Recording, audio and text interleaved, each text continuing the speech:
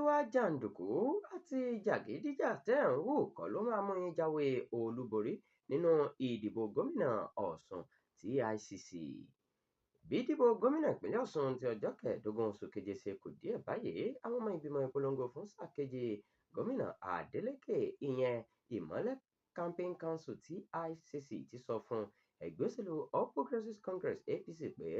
ìwà ipá àti ìdẹ́rùbani tí wọ́n fi ń ṣe òṣèlú kọ́ ló máa mú wọn jáwé olúborí nínú ìdìbò náà, tí ICC tún gba ẹgbẹ́ òṣèlú APC nímọ̀ràn pé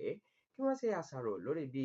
wọ́n ṣe darí ìpínlẹ̀ Ọ̀ṣun nígbà tí wọ́n wà lórí àlééfà nígbà kan rí, kí wọ́n sì tọrọ àforíjì lọ́wọ́ àwọn ará ìpínlẹ̀ Ọ̀ṣun.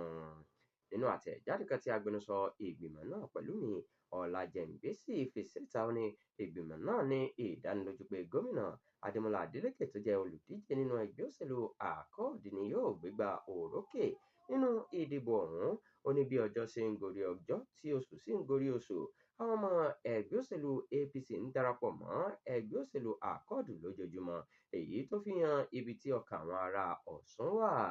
Ọlájẹ́ngbèsì sọ síwájú pé nínú ètò ìjọba tiwantiwa, ìyẹn iye ènìyàn àti ìtẹ́wọ́gbà ni ó ní ìpinnu ẹni tó máa ṣẹ́gun ìdìbò. Ó ní nígbà tí àwọn ènìyàn fi àtìlẹ́yìn hàn fún Adeleke, APC ń lo ipá àti ìjàgídíjàgan láti bá àwọn ènìyàn jà. Ó sọ síwájú pé àtìlẹ́yìn tí gómìnà Adeleke ń rí gbà kò sẹ́yìn iṣẹ́ rere tó ń ṣe, kò sì sí ìwà ipá tàbí ìdẹ́rùbani kankan tó lè yí èrò àwọn aráàlú padà. Káàkiri Ọ̀ṣun, àwọn ènìyàn dúpẹ́ fún àwọn iṣẹ́ rere tí gómìnà náà ti ṣe, wọ́n sì fẹ́ kí ó tẹ̀síwájú fún ọdún mẹ́rin mìíràn.